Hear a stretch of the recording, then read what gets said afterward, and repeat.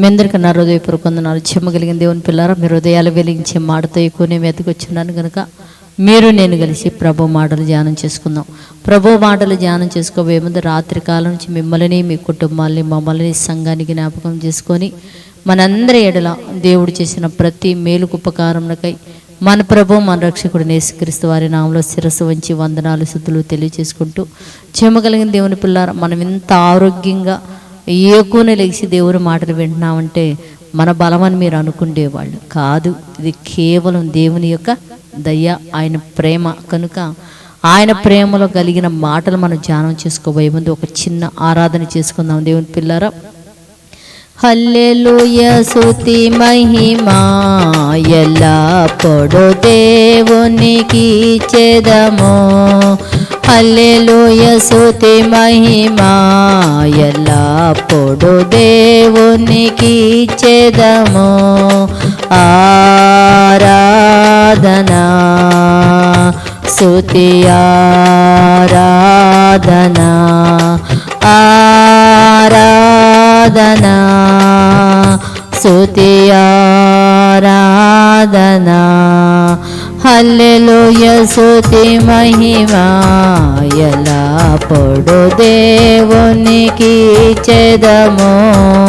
చెమ్మగలిగిన దేవుని పిల్లరా, మనం చూడగలిగితే ప్రసంగి గ్రంథం 10వ అధ్యాయము 15వ వచనంలో ఒక మాట రాయబడింది. ఊరికి పోవు త్రోవ వెరుగుకునే బుద్ధిహీనుడు తమ ప్రయాస చేత ఆయాసపడును అని రాయబడింది అనమాట. అంటే ఊరికి పోయే దోవ వెరుగక ఒక బుద్ధిహీనుడు ప్రయాస చేత ఆయాసపడుతున్నాడంట. అదేంటి, బైబిల్లో ఇలాంటి మాటలు కూడా ఉంటాయి. అంటే ఉంటాయి దేవుని పిల్లలారా. ఊరికి పోయే త్రోవ అంటే నేను ఇప్పుడు చూడగలిగితే దేవుని పిల్లరా, నేను ఎనకొండ వెళ్ళాలా, ఎనకొండ వెళ్ళాల్సిన నేను సాగరెళ్ళే బస్సు ఎక్కాను అనుకో, లేకపోతే సాగరెళ్ళే త్రోవను వెళుతూ ఎనకొండ ఇంకా రాలేదని ఎంత ప్రయాసపడినా కూడా నేను వెళ్ళాలనుకున్న గమ్యం వెళ్ళలేను కదా. అందుకనే ఏంటంటే ఊరికి పోయే తోవ వెరగకే వేరొక దోవను పోతూ ఆ ఊరు రాలేదని బుద్ధిహీనుడు ప్రయాసపడతాడు అని చెప్తున్నాడు. ఆయాసపడతాడు అని చెప్తున్నాడు. అంటే జ్ఞానం కలిగిన వాడు ఏం చేస్తాడంటే, నిజంగా కొంత దూరం వెళ్ళిన తర్వాత ఆ ప్రయాణంలో బస్సు కనపడలేదనుకోండి, ఆ ప్రయాణంలో దోవ దొరకలేదనుకో, మరొకరు అడిగైనా తెలుసుకుంటాడు. ఇంతకీ ఏ దోవను గురించి దేవుడు మాట్లాడుతున్నాడంటే, భూమి మీదకి వచ్చిన మనందరం కూడా పరలోకానికి వెళ్ళే త్రోవను గురించి దేవుడు మాట్లాడుతున్నాడు. ఈ పరలోకానికి వెళ్ళే త్రోవ ఎవరంటే, యేసే మార్గము సత్యము జీవము, ఆయన తోరానే పరలోకానికి వెళ్ళాలి, కానీ వేరొక్క మార్గం లేదు. మరి బుద్ధిహీనుడైతే అదిగో నేను ఏ మార్గాన్నైనా వెళ్ళగలనని చెప్పేసి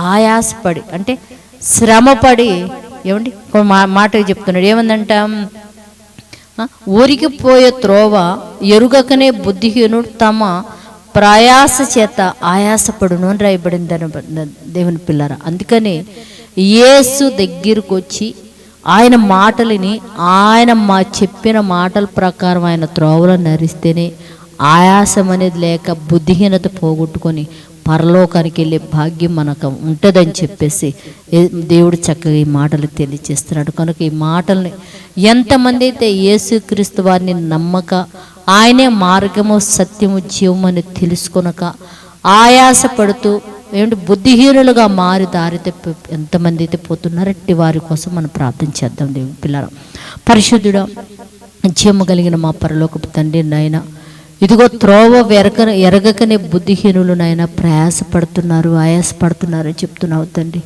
ఇదిగో పరలోకం నుంచి వచ్చిన మేము తిరిగి అక్కడికి వెళ్ళాలంటే యేసే మార్గము సత్యము జీవము ఆయన ద్వారానే మేము వెళ్ళగలమని చెప్తున్నావు తండ్రి.